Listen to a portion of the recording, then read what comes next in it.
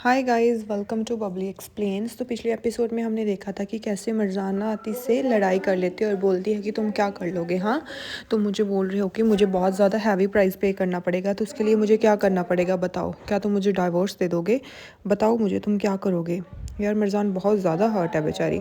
फिर ना वो फिर से बोलती है कि बताओ मुझे डिवोर्स दोगे क्या मुझे।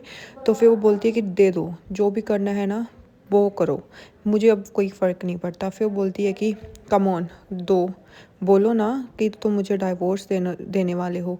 फिर ना आतिश गुस्से में मरजान को फिर से पकड़ लेता है और ना उसकी तरफ देखने लगता है गुस्से में, पर ना कुछ नहीं बोलता और उसको ना गुस्से से देखता ही रहता है। और मरजान की आंखों में से ना आंसू निकलते रहते हैं क्योंकि वो बहुत ज़्यादा हर्ट होती है। पर ना आतिश उसको कुछ भी नहीं बोलता और उसकी तरफ ना ऐसे नॉर्मली देखता ही रहता है। पर मरजान को ना बहुत ज़्यादा गुस्सा आ रहा होता है और वो कॉन्टीन्यूसली बोलती रहती है कि बोलो, अब बोलते क्यों नहीं हो, बोलो ना तुम चाहते क्या हो, तुम हमेशा मुझ पर ऐसे ही शक करते रहते हो और इस बार मैं तुम्हें सिर्फ यही बताना चाहती हूँ कि मैंने ऐसा कुछ नहीं किया। तो आतिश ना वहाँ से जाने लगता है तो मरजान ना उसका हाथ पकड़ लेती, पर ना आतिश वहाँ पर बिल्कुल भी नहीं रुकता। मरजान फिर उसका हाथ कसकर पकड़ लेती है और उसकी ना तरफ देखने लगती है कि आतिश रुक जाएगा, पर आतिश को ना सच में बहुत ज़्यादा गुस्सा आ रहा होता है और ना वो एक झटके में अपना हाथ उससे छुड़वा लेता है और उसकी तरफ देखता भी नहीं है और ना चुपचाप वहाँ से चला जाता है और मरजान बेचारी वहीं पर खड़ी रहती है। और I really feel very bad for Marjan guys.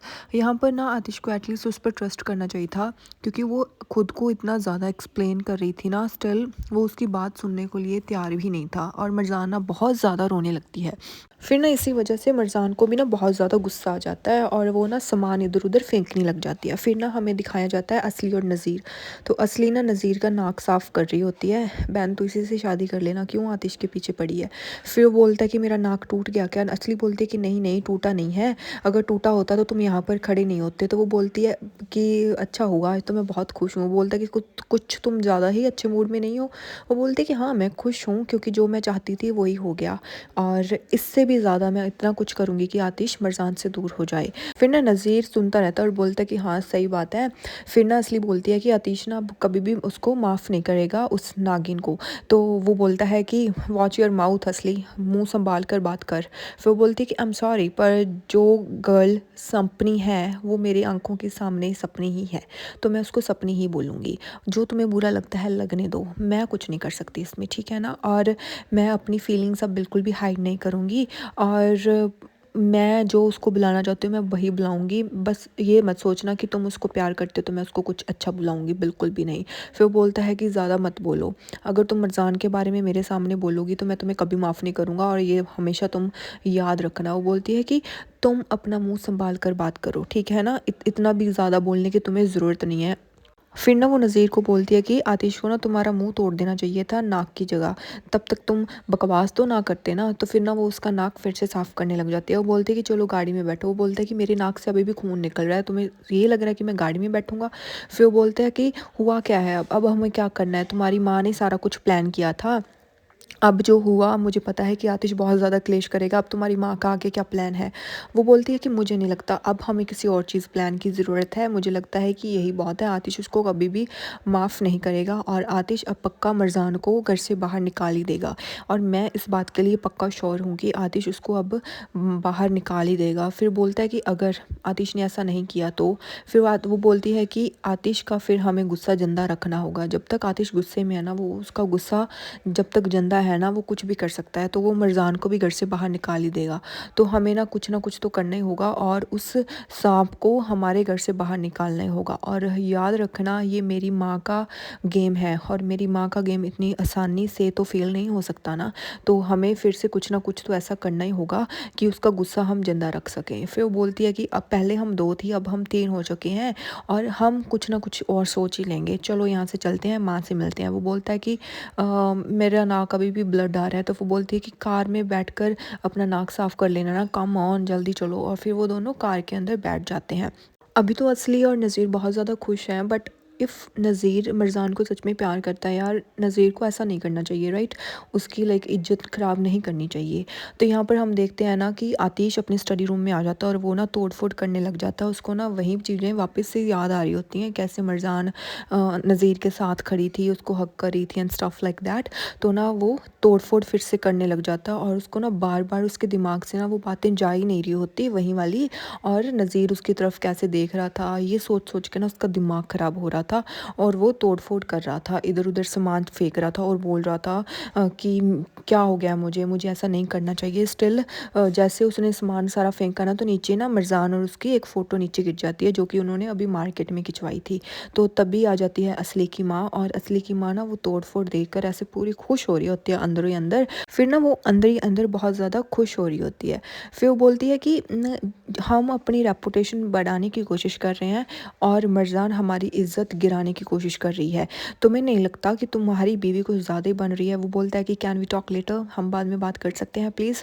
वो कहती है कि मैं सिर्फ तुम्हें ये बताने आई हूँ कि भले ही वो तुम्हारी कॉन्ट्रैक्ट वाइफ़ है, बट वो स्टिल तुम्हारी वाइफ़ है दुनिया के आगे, और वो किसी भी आदमी के साथ जाकर सो नहीं सकती। तो आतिश को ये सुन के ना बहुत ज़्यादा गुस्सा आ जाता है, वो बहुत ज़्यादा गुस्से से बोलती है। वो बोलती है कि ये मुझे कभी भी एक्सेप्ट नहीं होगा कि वो किसी स्ट्रेंजर के घर जाए और उसके साथ वहाँ पर सोए। ये मैं कभी भी एक्सेप्ट नहीं करूँगी। फिर आतिश फिर से उसको गुस्से में बोलता है कि माँ, चुप हो जाइए और मुझे यहाँ से अकेला छोड़ दीजिए, आप यहाँ से चले जाइए। और फिर वो बोलती है कि मैं यहाँ से क्यों जाऊँ? वो हमारा नाम ख़राब कर रही है और तुम यहाँ पर खड़े हो और तुम कुछ भी नहीं कर रहे हो। तो आतिश को ना बहुत ज़्यादा गुस्सा आ जाता है। वो गुस्से में ना हाथ मारता है अपना दीवार के अंदर, और ना उसकी माँ जो उसको देखती रहती है। फिर ना उसकी माँ वहीं पर खड़ी उसको देखती रहती है और आतिश ना वहाँ से चला जाता है। तो वो बोलती है कि अब मुझे ना तुम्हारे इसी गुस्से का अब बहुत ज़्यादा फ़ायदा उठाना होगा, ताकि तुम अब अपना दिमाग और दीवार के साथ मार सको, ताकि तुम्हें पता चल सके कि वो मिर्ज़ान की बच्ची तुम्हें कितना हेट करती है और तुम्हें धोखा दे रही है और तुम उसके प्यार में ऐसी पागल हो रही हो। फिर ना हमें दिखाया जाता है कि मिर्ज़ान ना फ़ोटो लेकर वहाँ पर खड़ी होती है अपने रूम के अंदर, और वहीं पर आ जाती है दीमत। ये दीमत की बच्ची की वजह से सब कुछ हुआ है, तुम फ़ोन ही साथ में रख सकती थी। फिर ना वो मिलती है दीमत से अच्छे से, वो बोलती है कि मैं तुम्हारे बारे में बहुत फ़िक्र कर रही थी, अच्छा हुआ तुम ठीक हो, इसलिए मैं वहाँ पर गई थी तुम्हें मिलने के लिए। वो बोलती है कि हाँ, मुझे पता चल गया था and I am so sorry, तुम्हें हमारे घर पे आना पड़ा हमें मिलने के लिए, और मुझे ना भाई ने बता दिया था, नज़ीर ने, कि आतिश वहाँ पर जाकर पागल हो गया था, है ना? वो बोलती है कि हाँ, बहुत ज़्यादा, और उसको होना भी चाहिए था, आई नो दैट। फिर ना वो चुप हो जाती है और वहाँ पर कुछ नहीं बोलती और चुप करके खड़ी रहती है। फिर वो बोलती है कि मुझे पता है ये सब कुछ ना मेरी वजह से हुआ है। एक्चुअली मुझे ना मेरा फ़ोन नहीं मिल रहा था, तो मैंने सोचा कि मैं अपना फ़ोन घर पे छोड़ आई हूँ, और मुझे कंपनी में भी कोई काम नहीं था, इसलिए ना फिर मैं अब सीधा घर पे चली गई। पर मैं फिर घर पे जा ही रही थी कि मुझे कोई और काम हो गया। फिर बोलती है कि इसीलिए मैं तुम्हें ढूंढने के लिए वहाँ पर गई थी। फिर वो बोलती है कि तुम घर पे क्यों नहीं गई? वो बोलती है कि बुराक का सीन हो गया था, उसको ना भाई ने बहुत ज़्यादा टॉन्ट वगैरह मारे थे, तो इसलिए मैं वहाँ से चली गई थी। तो मुझे कुछ थोड़ा स्पेस चाहिए था, तो फिर मैं वहाँ पर नहीं गई। तो फिर वो बोलती है कि तुम्हें तो कुछ नहीं कहा ना आतिश ने? वो बोलती है कि नहीं, आतिश ने कुछ नहीं कहा। फिर बोलती है कि तुम्हें पता है मेरे भाई का तो उसने ऑलमोस्ट नाक तोड़ ही दिया था, भाई उसका वो मुंह भी तोड़ देगा अगर कुछ और किया तो उसने।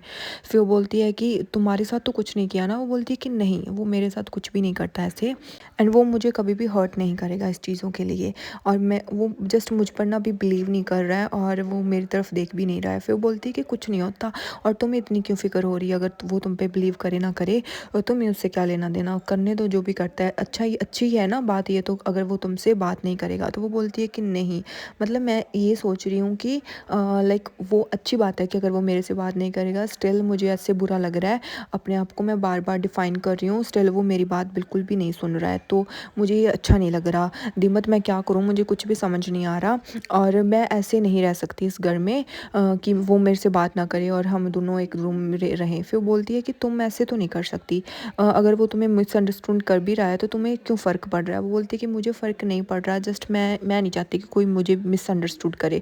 फिर बोलती है कि मैं समझ रही हूँ, और दिमत को भी शक हो जाता है कि मिर्ज़ान भी उसके प्यार में अभी पड़ रही है।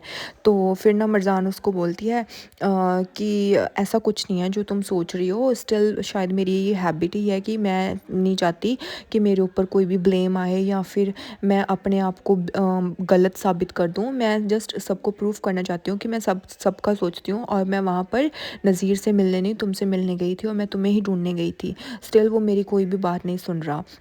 फिर वो बोलती है कि मुझे पता है कि मेरे भाई ने फिर से तुम्हारी और आतिश की लाइफ में सीन क्रिएट कर दिया and I am so sorry for that. फिर ना हमें सीन दिखाया जाता है आतिश का। आतिश ना बाहर बॉक्सिंग कर रहा होता है और वो ना बहुत ज़्यादा गुस्से में होता है।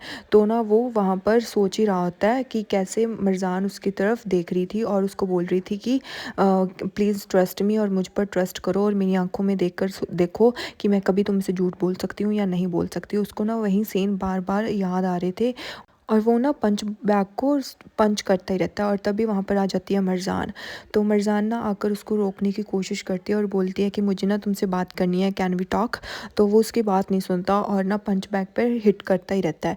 फिर उसके बाद ना मरजान फिर बोलती है कि प्लीज़ हम कुछ थोड़ा टाइम बात कर सकते हैं। फिर वो फिर नहीं सुनता। फिर वो फिर बोलती है कि प्लीज़ कैन वी टॉक, मुझे सच में तुमसे बात करनी है, प्लीज़ मुझसे बात कर लो। पर वो फिर से बात नहीं करता।